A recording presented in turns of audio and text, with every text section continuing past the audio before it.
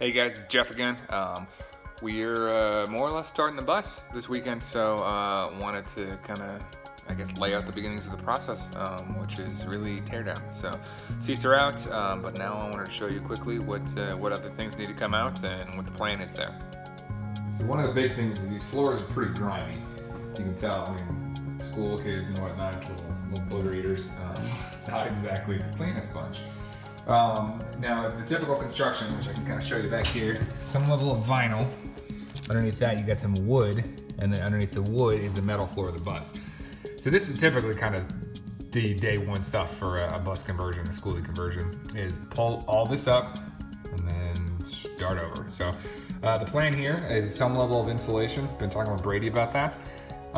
Ideally, probably some sort of rigid foam between the metal and the subfloor, and then a thin subfloor and some vinyl flooring on top of that, which is waterproof, relatively economical, and looks way better than this. Now next up, which is harder to show, is what's behind this guy. So this is just chock full of rivets. Not so excited about that because I gotta drill all those out. You can see there's only about 11, and more than that, in this 1 foot section. There's like a dozen, they're about every inch. But what should be behind there is some fiberglass insulation.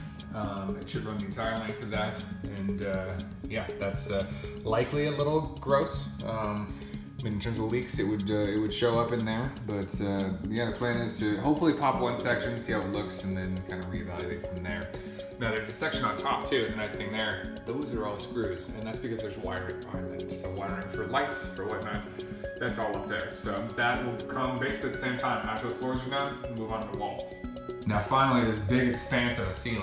As you can see, same kind of thing. You got a buttload of rivets in there. So not exactly something that I wanted to tackle. Now there's kind of a divide that people say a lot in this Skoolie building community, that if you're gonna live in the thing, yeah, you're gonna want to pull that down and deal with the insulation and whatnot. If you're gonna camp out of it, it's probably not worth it. So what I did, when I've done a few of these, here's a light, it's now hanging, to kind of see what the insulation looks like behind there. So you can see it's fiberglass batting, not exactly anything too high tech, but the nice thing is it feels quite dry, it doesn't look rotted.